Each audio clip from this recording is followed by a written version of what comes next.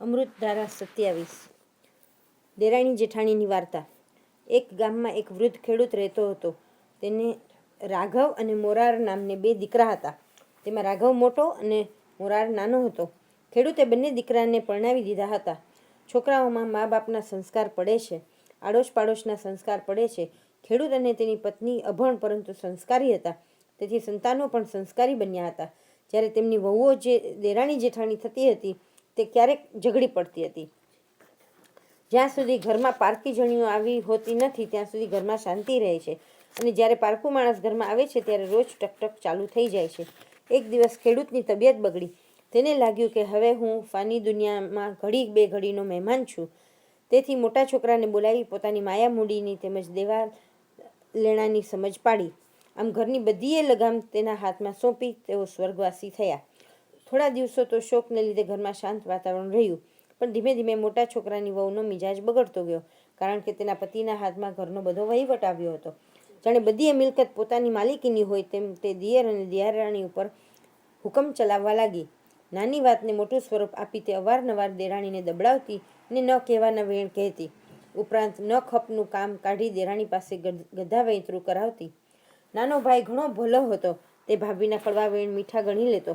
તેની પત્ની પણ ખરાબ ન દેખાય તે માટે જેઠાણી કહે તે સાંભળી લેતી હતી, કદી પણ તેનું વચન ઉથાપતી ન હતી। આ ઘરનું બધું વૈતરું દેરાણી કૂટતી હતી તો પણ તે સુખે રોટલો ખાતી નહીં। જમવા ટાણે જ જેઠાણીની જીભ કાતરની માફક ચલાવવા લાગતી તો પણ તે કંઈ જવાબ આપતી ન હતી। તે સમજતી હતી કે જો જેઠાણી સાથે સવાલ જવાબ કરવા જઈશું તો ઘરનું વાતાવરણ વધુ બગડતું જશે, તેથી સમજીને તે મૂંગી રહેતી હતી। બાપની બધી મિલકતનો વહીવટ મોટા ભાઈના હાથમાં હતો અને નાના ભાઈને તેના ઉપર વિશ્વાસ હતો। તે સમજતો હતો કે જ્યારે ત્યારે મને અડધો ભાગ મળવાનો જ છે। આમ નામ સમય પસાર થવા લાગ્યો ને નાનો ભાઈ જંજાળી બની ગયો। તેનો વિસ્તાર વધતો ગયો, તેમ તેમ તેની ભાભીનો કચવાટ વધતો ગયો। જાણે બધું પોતાનું જ વરી જતું ન હોય તેમ તે બબડાટ કરવા લાગતી। સંતાનમાં તેને એક જ છોકરી હતી, જ્યારે દેરાણીને તો 2 છોકરા અને 2 છોકરી હતી। અત્યાર સુધી બંને ભાઈઓમાં એવો સંપ હતો કે લોકો તેમના વખાણ કરતા હતા, પરંતુ દિવસે દિવસે મોટા ભાઈની વહુએ બળાપો કરવા માંડ્યો, એટલે મોટા ભાઈનું મન ઊંચું થતું ગયું। પત્નીએ તેના મનમાં એવું વિષ રેડવા માંડ્યું હતું કે ધીમે ધીમે નાના ભાઈના પ્રત્યે તેની લાગણી ઓછી થતી જાય। સંપથી જ સંસાર શોભે છે, સંપથી જ કુટુંબમાં શાંતિ રહે છે, સંપથી જ કુટુંબની ઇજ્જત જળવાઈ રહે છે, પરંતુ કુસંપ પેદા થાય છે એટલે ઘરનો મોભો તૂટી જાય છે। ભલા નાના ભાઈના મનમાં એવું કંઈ ન હતું। તે તો બધું સહન કરી લેતો હતો અને કદી પણ એવું વેણ ન ઉચ્ચારતો કે ભાઈ ભાભીને ખોટું લાગે। જેઠાણી હવે એવી જબરી બની ગઈ હતી કે દિયર દેરાણી પાસે ઘરનું મોટા ભાગનું કામ કરાવતી અને તેમના છોકરાઓ પાસે પણ વેઠ કરાવતી, કારણ કે ઘરનું રાજ તેને મળ્યું હતું। એક વેળા મોટા ભાઈની છોકરી અને નાના ભાઈના છોકરા વચ્ચે નજીવી બાબતમાં તકરાર થઈ। તેમાં છોકરીનું ઉપરાણું લઈ જેઠાણીએ તેના પતિને એવું આડું અવળું સમજાવ્યું કે આજ સાંજે તેને નાના ભાઈને બોલાવીને ઘરમાં જુદા રહેવાનો હુકમ કર્યો। નાના ભાઈએ મોટા ભાઈને ઘણો સમજાવ્યો કે ભાઈ, ભેગા છીએ તો જ બાપની આબરૂ રહેવાની છે, છૂટા પડી જઈશું તો નાત જાતમાંથી આપણું નાક કપાઈ જશે। ભાઈ, 2 હાથ વગર તાળી પડતી નથી, 5 આંગળીઓ વચ્ચે પહોંચો રળિયામણો લાગે છે। સંપ ત્યાં જમ છે, ત્યાં આપણને ન ગમતું હોય તો પણ જુદા રહીએ, છતાં આપને ન ગમતું હોય તો અમે જુદા રહીએ। મારા ભાગમાં જે કંઈ આવતું હોય તે મને આપો, એટલે પાછળથી આપણને કંઈ કચવાટ રહે નહીં। વળી બાપા પાસે શું હતું કે શું નહીં તેની મને કાંઈ ખબર નથી। શરૂઆતથી જ તમે તેમાં રસ લેતા આવ્યા છો અને બધું સંભાળી લીધું છે, તો તમે જે આપો તે લઈને રસ્તે પડું। ડોસો તો સ્થાવર જંગમ ઘણી મિલકત મૂકી ગયો હતો। તેમાં સ્થાવર મિલકતની વહેંચણી કરતી વખતે વચમાં મોટા ભાઈની વહુ બોલી ઉઠી, દિયરજી, તમારા બાપ થોડાક ઘરેણાં અને થોડીક રોકડ મૂકતા ગયા હતા, તે બધું તમારા વસ્તારને ખવડાવવામાં ખર્ચાઈ ગયું।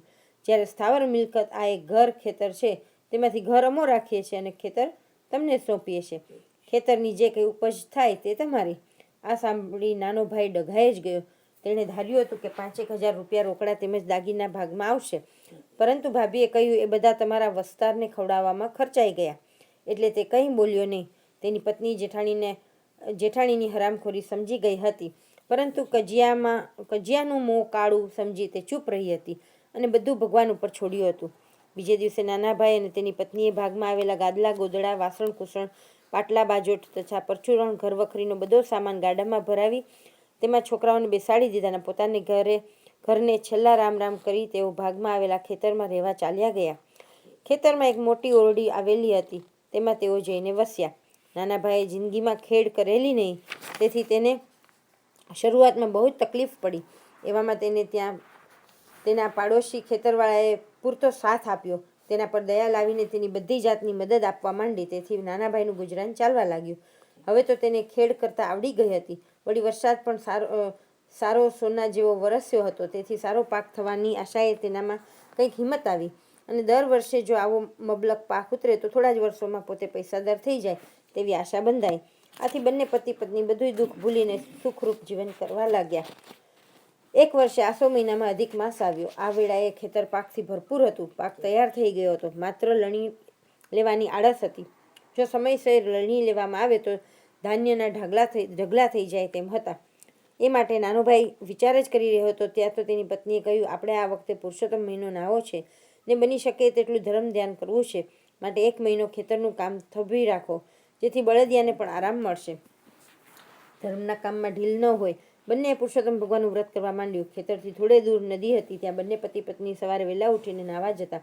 કાંઠાગોરની વાર્તા સાંભળતા, યથાશક્તિ દાન કરતા અને દેવ દર્શન કરીને ઘેર આવીને એકટાણું કરતા. હાલમાં ખેતરનું કામ થંભાવી દેવામાં આવ્યું હતું, તો પણ અવારનવાર નાનો ભાઈ ખેતરની તપાસ કરી આવતો, કારણ કે ખેતર પાકથી લચી રહી ગયું હતું. કોઈ હરામખોર પાક લણી લે તો પોતાની બધી મહેનત એળે જાય.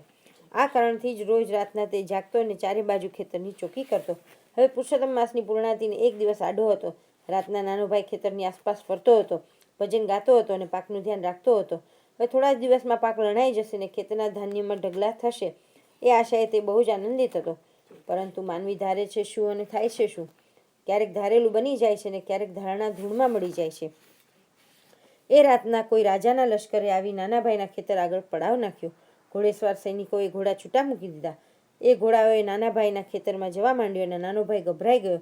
તેને લાગ્યું હવે માલની માટી થઈ જશે, બધો એ પાક ઘોડા સાફ કરી નાખશે. આથી તે લશ્કરના સેનાપતિ પાસે જઈને 2 હાથ જોડી કરગરીને કહેવા લાગ્યો, બાપુ, આમ ગરીબનો તો કંઈ વિચાર કરો. વરસ દાડા કાળી મજૂરી કરી ખેડ કરી છે અને મહેનતના પ્રતાપે પ્રભુ કૃપાએ સારો પાક તૈયાર થયો છે. તેને ઘોડાઓ ખાઈ જશે, આખું ખેતર મેદાન કરી નાખશે, માટે કૃપા કરીને તમારા ઘોડાઓ પાછા વાળી લ્યો. આ સાંભળી સેનાપતિ ઉલટો ગુસ્સે થયો. તે બીજા રાજ્યમાં લડાઈ કરી લૂંટ ચલાવી થાકીને પાછો ફર્યો હતો અને વિજયના ઉન્માદમાં તે એવો તો અભિમાની બની ગયો હતો કે તેણે નાના ભાઈના કહેવા ઉપર ધ્યાન આપ્યું નહીં. ઉલટું તેને દખલગીરી કરવા બદલ પકડીને એક ઝાડ સાથે મુશ્કેટાટ બાંધી દીધો. તેણે બહુ કાલાવાલા કર્યા, બહુ કરગર્યા, પણ અહીં તેનું કોણ સાંભળે તેમ હતું.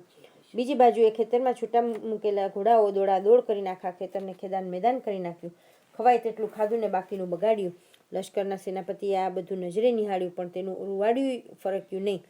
જ્યારે ઝાડ સાથે બંધાયેલા નાના ભાઈનો તો જીવ તો બધી પાયમાલી જોઈ કડીએ કડીએ કપાતો હતો. સવાર પડતા લશ્કર આગળ રવાના થયું. હજુ એ નાનો ભાઈ બંદીવાન હાલતમાં હતો. તે ચોધાર આંસુએ પાડી રહ્યો હતો. ખેતરની દુર્દશા તેનાથી જોઈ જતી નહોતી. તેની પત્ની બિચારી ઊંઘતી હશે, તેથી તેને રાતના બનાવની ક્યાંથી ખબર હોય. પરંતુ સવાર પડતા તે જાગી અને પોતાના પતિને રોજની જેમ પથારીમાં સૂતેલા ન જોતા તે બેબાકડી બનીને આમ તેમ તપાસ કરવા લાગી. તો આખું ખેતર બરબાદ થઈ ગયું હતું અને એક ઝાડ સાથે પોતાના પતિને બાંધેલા હતા. તેને દોડીને પતિના બંધનમાંથી છોડાવ્યા. બધી વાત સાંભળી તેની આંખમાંથી શ્રાવણ ભાદરવો વરસવા લાગ્યો. પ્રભુના ભક્તને આવું દુઃખ પડે તે તેના માન્યમાં આવતું નહોતું. તેથી તે હાથ જોડી પુરુષોત્તમ ભગવાનનું સ્મરણ કરી કહેવા લાગી, હે ભગવાન, જગતમાં તમારા વ્રતનો મહિમા બહુ જ ગવાય છે. કહે છે કે પુરુષોત્તમ ભગવાનનું વ્રત કરનારા આદિ વ્યાધિ અને ઉપાધિથી દૂર થાય છે અને મનવાંછિત સુખ મળે છે. તો પ્રભુ, તમારો મહિમા ક્યાં ગયો? ભગવાનને પ્રાર્થના કરી નાના ભાઈની પત્ની આમ તેમ જોવા લાગી તો ખેતરમાં છૂટા છવાયા ઝગમગતા હીરા મોતી વેરાયેલા દેખાયા. આથી નાનો ભાઈ અને તેની પત્ની હર્ષઘેલા થઈ ગયા અને તેને પુરુષોત્તમ પ્રભુની પ્રસાદી માની વીણીને ઘેર લઈ ગયા. એ હીરા મોતી લશ્કરના સેનાપતિના હતા. તેના ગળામાં રહેલા હીરા મોતીની કંઠા તૂટી ગયા હતા, તેથી તેને ખબર રહીને હતી. આમ અજાણપણે તેને ખેતરમાં થયેલા નુકસાન કરતાં અધિક બદલો વાળી આપ્યો હતો. હવે નાના ભાઈની દશા પલટાઈ ગઈ. હીરા મોતી વેચતા તેના પુષ્કળ પૈસા મળ્યા. તેમાંથી ખેતરો ખરીદી ખેતરવાડી વિકસાવી. તેથી થોડા જ વર્ષોમાં તે સુખી થઈ ગયો અને તેના મોટા ભાઈ કરતાં તેની જાહો જલાલી વધી ગઈ. જ્યારે પુરુષોત્તમ માસ આવે ત્યારે બંને પતિ પત્ની ભાવથી પુરુષોત્તમ મહિનો નહાતા અને પુણ્યદાન કરતા. તેથી અંતે તેમનો વૈકુંઠમાં વાસ થયો. આજ નહીં કરીશું કાલ, સમય હાથથી જાય, ધર્મ કાર્યમાં ઢીલ કરે તે પૂરો પસ્તાય. પુરુષોત્તમ માસનું વ્રત સુખ શાંતિ આપે છે. જય પુરુષોત્તમ ભગવાન.